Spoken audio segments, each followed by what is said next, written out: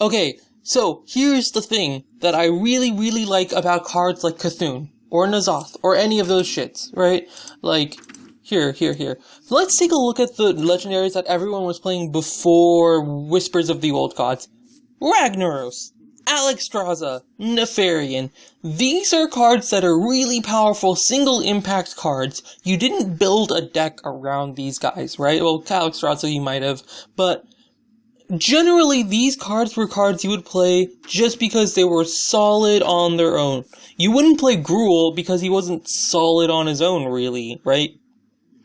You wouldn't play Bolf Ram. I played Bolf Ramshield, but most people didn't play Bolf Ramshield because him on his own wasn't very strong, and so they wanted stronger late game legendaries, but then you have to worry about power creep. Things like Dr. Boom, right? Cards where they're just so strong on their own that no matter what deck you're playing, you play that card because it's just so overwhelmingly powerful. And the way you do that is by putting conditionals on a card, right?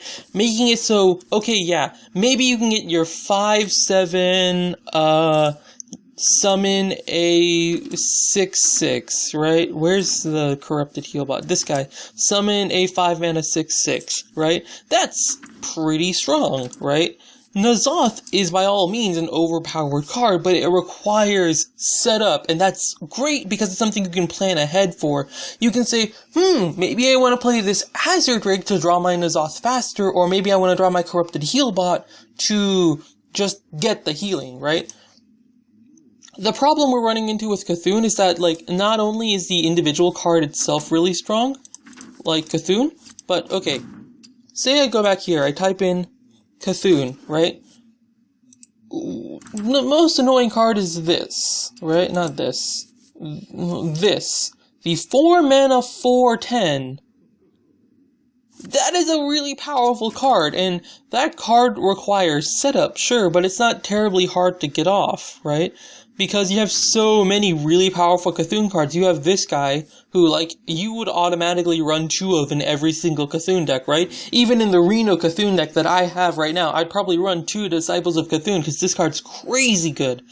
Add that with, like, Beckoner of Evil, and, like, this guy is a 4/10 every time. He is ridiculously strong, and facing a 4/10 on turn 4 is, like, overwhelmingly frustrating. That's probably why that mage was running 2 polymorphs, right? Because he kept running into that shit. And he probably also kept running into the shaman shit, you know? Which one's shaman? They have this card on 4 mana? I don't have it, really? Oh, I should probably craft that. The Flame-Wrecked Faceless, right? 4 mana 7/7. This guy will legitimately end games on his own. We don't have Big Game Hunter anymore, really. I uncrafted mine. And because of that, cards like this are absolutely insane at, like, grabbing tempo and just going face and being stupid hard to deal with. It's really frustrating to get crushed by that sort of thing, where it didn't feel like your skill had any component, to winning, right? So, like, I guess the thing about Cthulhu decks, right? And this is kind of a note to Blizzard devs. It's very cool for the player setting the card up. It's very cool for the player who's playing the game. But the actual counterplay to the deck is very difficult because of things like the Priest, hey, let's put a card that restores, like, 10 health.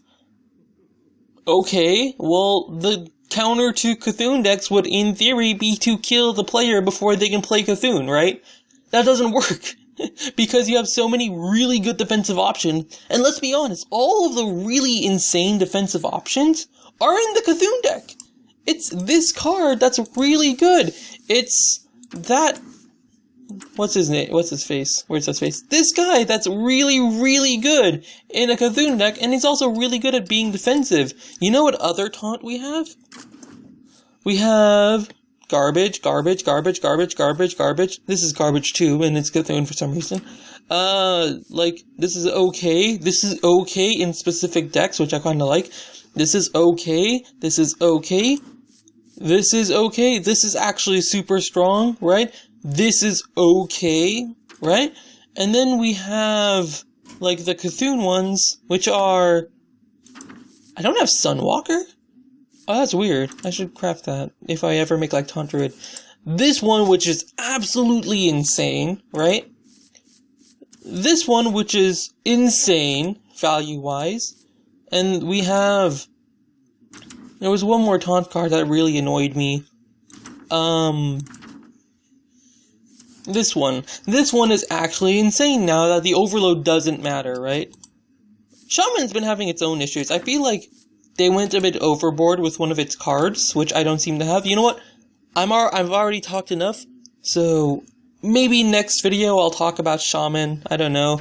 Shaman's kind of a mess. I'd have to, like, figure out where I want to start with this class, right?